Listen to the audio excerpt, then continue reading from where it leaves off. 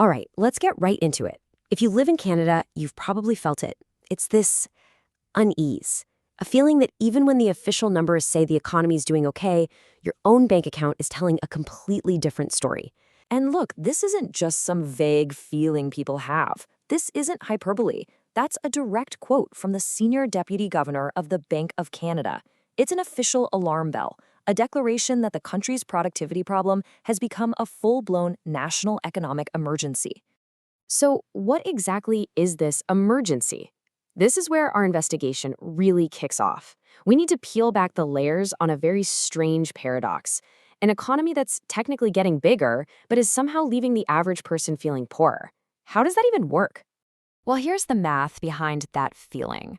In 2023, Canada's population shot up by a massive 3.2%.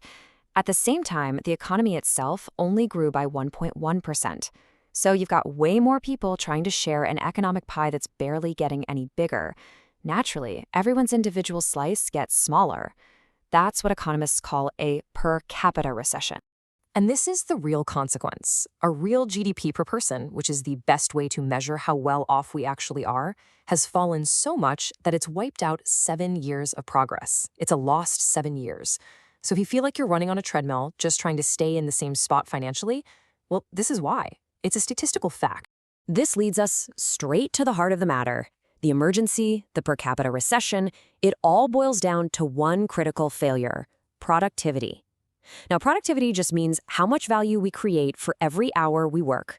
It's simple, but it's absolutely everything. It's the ultimate ceiling on a country's prosperity. To really get a handle on this, we need a benchmark. So let's look south of the border at the United States. The average American worker, for every single hour they're on the clock, generates just over $97 of economic value.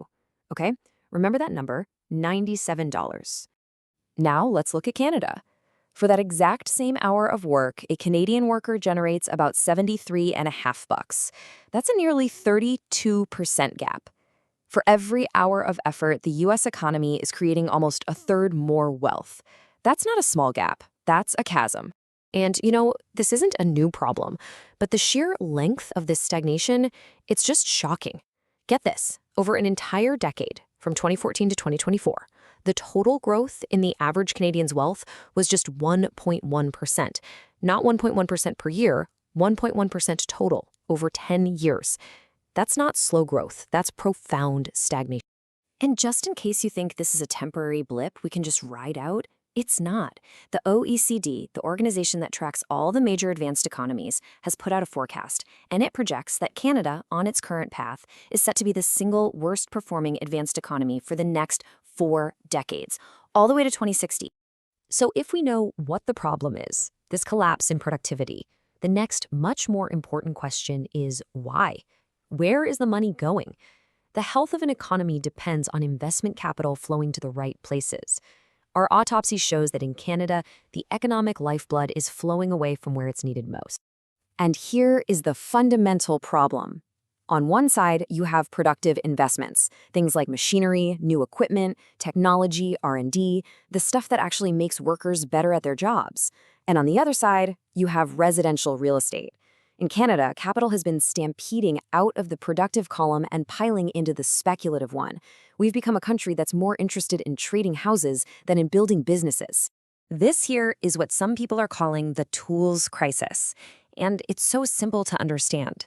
For every single dollar of new investment, new tools, new software, new tech that an American worker gets to help them do their job, a Canadian worker gets just 55 cents.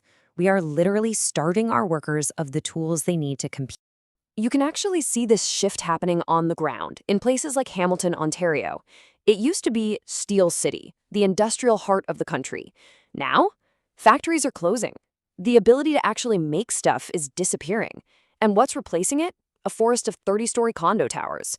The economy is visibly shifting from making things to simply housing people. So why?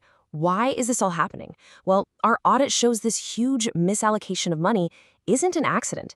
It's actually the logical result of a system with deep structural flaws, traps that actively punish innovation and reward just sitting still. Okay, the first trap is a concept called rent-seeking. All it means is that it's easier to make money by trying to get a bigger slice of the existing pie instead of trying to bake a bigger pie for everyone. It's the economics of extraction, not creation, and it thrives in places where there's no real competition.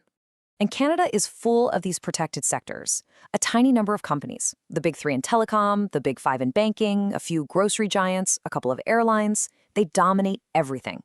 And when you don't have fierce competition, there's no real pressure to innovate or invest in getting better or lower your prices. It just puts a drag on the whole economy. The second trap? It's baked right into our tax code.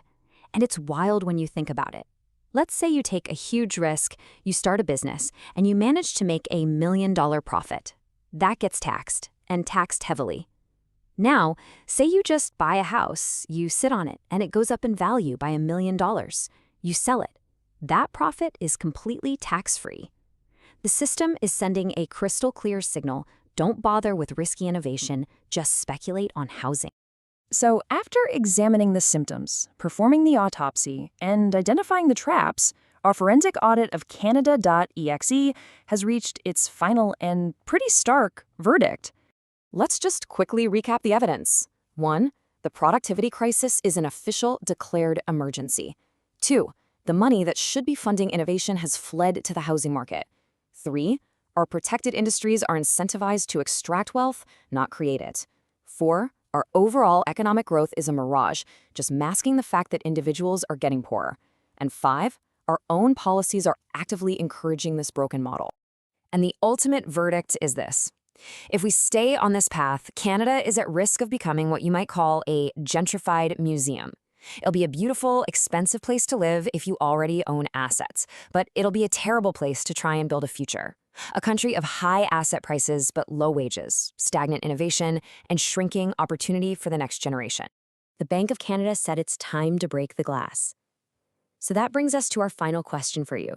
Knowing what we've just uncovered about the misallocated capital, the lack of competition, the broken incentives, if you had the hammer in your hand, what's the one piece of glass you would break first to change course?